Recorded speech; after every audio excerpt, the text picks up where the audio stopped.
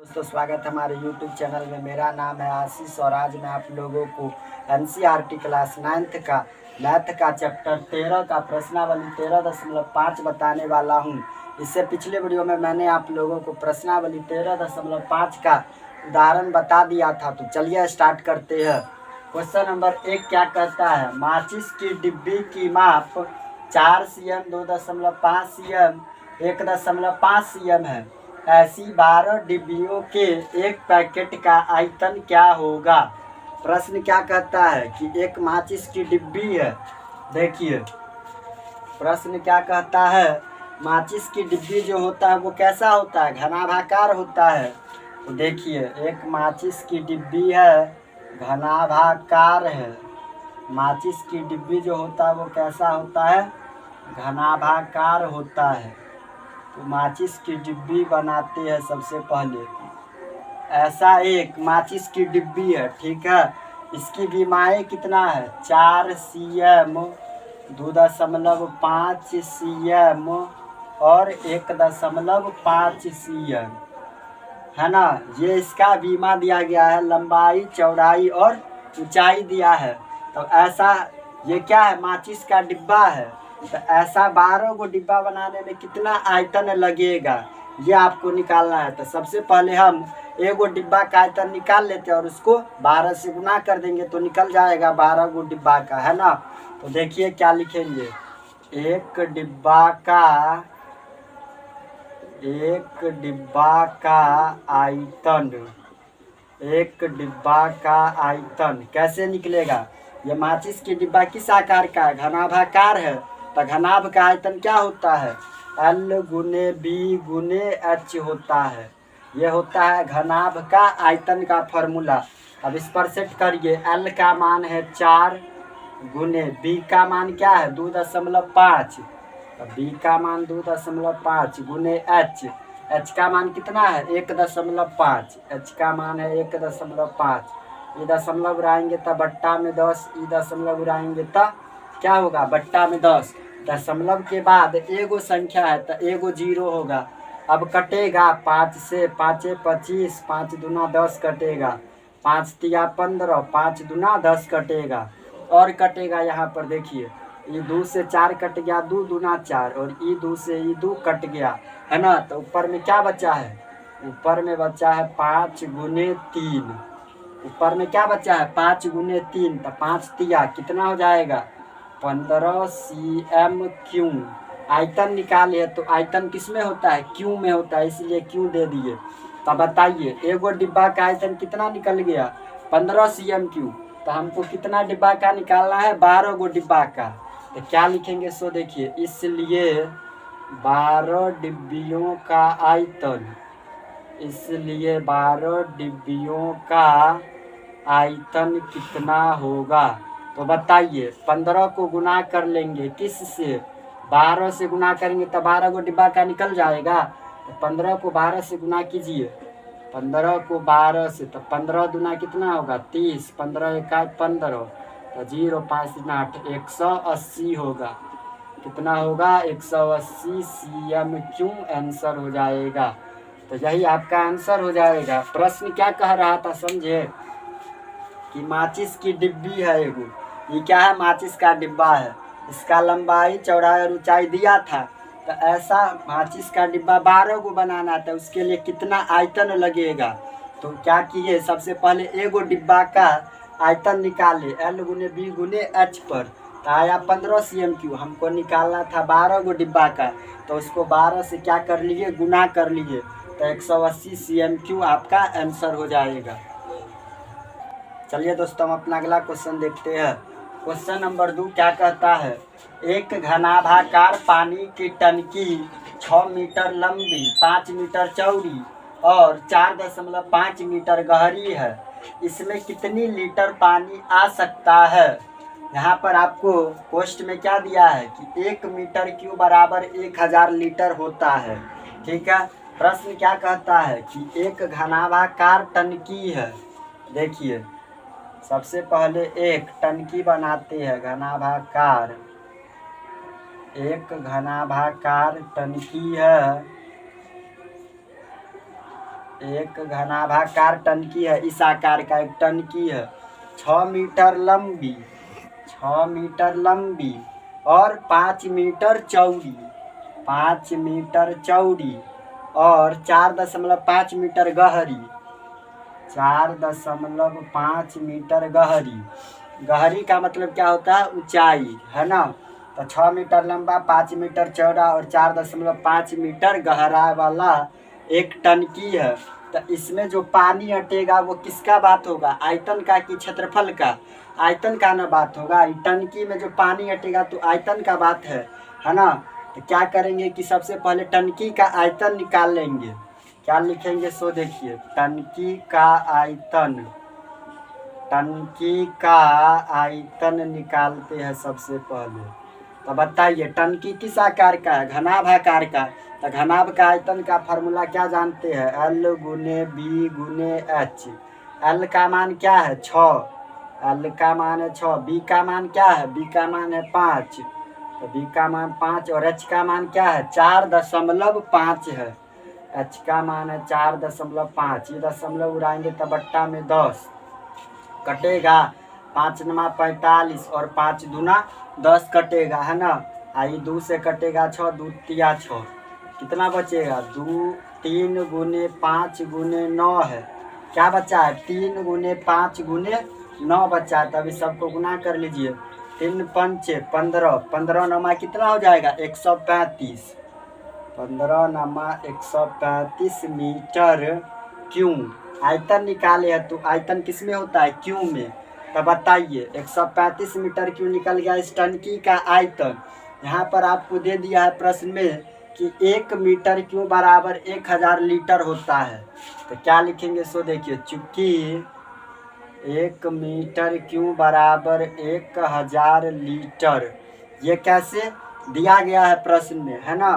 तो इसलिए हमको कितना मीटर क्यों का निकालना है? 135 मीटर क्यों का हमको निकालना है।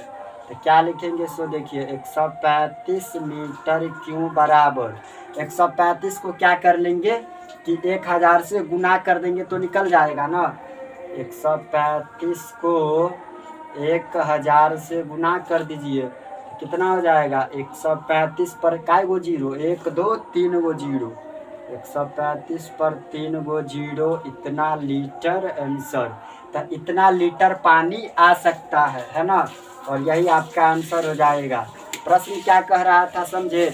यहाँ पर एक घनाभाकार पानी की टंकी है, घनाभाकार का है एक पानी की टंकी। इसका लंबाई है 6, चौड़ाई है 5, ऊंचाई है 4.5। तो सबसे पहले हम इस टंकी का आयतन निकाले, कितना? 135 मीटर क्यूब। तो हमको प्रश्न दे दिया है कि 1 मीटर क्यूब बराबर 1000 लीटर होता है। तो क्या लिखे है कि चूंकि 1 मीटर क्यूब बराबर 1000 लीटर, ये कैसे दिया गया है, इसलिए 135 मीटर क्यूब पर कितना होगा? तो 135 को गुना कर लिए 1000 से, तो कितना आ गया? 135 पर 3 गो जीरो, लीटर। इतना पानी आ सकता है उस टंकी में। यही आपका आंसर हो जाएगा। चलिए दोस्तों, हम अपना अगला क्वेश्चन देखते हैं। क्वेश्चन नंबर 3 क्या कहता है? एक घनाभाकार बर्तन 10 मीटर लंबा और 8 मीटर चौड़ा है। इसको कितना ऊंचा बनाया जाए कि इसमें 380 घन मीटर द्रव आ सके। प्रश्न क्या कहता है कि एक घनाभाकार बर्तन है। देखिए प्रश्न को समझिए पहले। एक घनाभाकार बर्तन है, क्या लिखेंगे सो देखिए। सबसे पहले एक बर्तन बनाते हैं, घनाभाकार बर्तन। ऐसा एक क्या है? बर्तन है, ठीक है। 10 मीटर लंबा है। लंबा कितना है? 10 मीटर। 10 मीटर लंबा है और 8 मीटर चौड़ा है। चौड़ा कितना है? 8 मीटर। तो इसको कितना ऊंचा बनाया जाए? ऊंचाई का मान हमको नहीं पता है, वो हमको निकालना है। इस बर्तन को कितना ऊंचा बनाया जाए ताकि इसमें 380 घन मीटर द्रव अट सके। तो क्या लिखेंगे सो देखिए। सबसे पहले लिखेंगे बर्तन का आयतन। बर्तन का आयतन जो दिया है ना उसी से चलना है। बर्तन का आयतन तो बताइए ये बर्तन जो है वो किस आकार का, घनाभ आकार का। तो घनाभ का आयतन का फार्मूला क्या होता है, L गुने बी गुने एच होता है ना। तो L का मान कितना दिया गया है 10, L का मान 10 गुने बी का मान कितना है 8, तो बी का मान 8 गुने एच का मान पता है हमको कहीं पर, वो तो हमको निकालना ही है। तो एच के जगह पर एच ही लिखेंगे, ठीक है। यहाँ पर एक और बात कह दिया है कि इसमें 380 घन मीटर द्रव आ सके।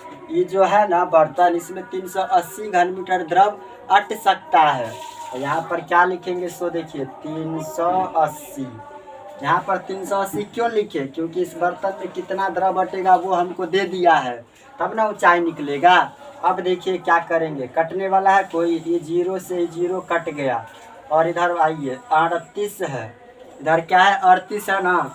ये 8 किस रूप में है, गुना के रूप में। तो जब ये गुना वाला इस पर आएगा तो क्या हो जाएगा, बट्टा के नीचे भाग के रूप में हो जाएगा। ये 8 गुना वाला इस पर आया तो बट्टा के नीचे, और इधर क्या बचेगा, एच बचेगा ना। अब देखिए कटने वाला है, 2 से कटाई, 2 से कटेगा, 2 चौकी 8, और 19 दूना कितना होता है 38 होता है। तो क्या बच गया 19/4, और इधर क्या है एच है। अब क्या करेंगे, 4 से 19 में भाग दे देंगे तो एच का मान निकल जाएगा। देखिए 4 चौके 16 कितना हो जाएगा, 4 चौके 16, तो 19 में से 16 घटेगा 3, तो 3 पर 0 30, 4 7 28, 4 5 20, 4.75। इसलिए एच का मान कितना हो जाएगा 4.75 मीटर आंसर। हमको एच का मान निकालना था ना, कि इस बर्तन को कितना ऊंचा बनाएंगे जो इसमें 380 घन मीटर द्रव अट सकेगा। तो 4.75 मीटर ऊंचा बनाना पड़ेगा इस बर्तन को, तब इसमें 380 घन मीटर द्रव अट सकेगा, ठीक है। तो एक बार इसको फिर से रिपीट करते हैं। क्या कह रहा था प्रश्न, एक घनाभाकार बर्तन है इस आकार का, इसका लंबाई है 10 और चौड़ाई है 8, इसका ऊंचाई हमको निकालना है। तो बर्तन का आयतन L गुने बी गुने एच जो दिया रहता है उसी से चलना है। तो L का मान 10, बी का मान 8, एच का मान हमको निकालना था, तो एच के जगह पर एच लिख दिए। इसमें कितना मीटर द्रव आ सकता है वो हमको दे दिया है प्रश्न में, 380 घन मीटर द्रव इसमें अट सकता है। तो यहाँ पर 380 लिख दिए इस बर्तन का आयतन के जगह पर। तो 0 से 0 कट गया, ये 38, ये 8 गुना वाला बराबर के उस पर गया तो बट्टा के नीचे हुआ, इधर एच जैसे है वैसे ही, 2 से कट गया, 2 चौकी 8, 19 दूना 38, तो 19/4 इधर एच, 4 से भाग दे दिए तो 4.75, इसीलिए एच का मान कितना हो जाएगा 4.75 मीटर, और यही आपका आंसर हो जाएगा। चलिए दोस्तों हम अपना अगला क्वेश्चन देखते हैं।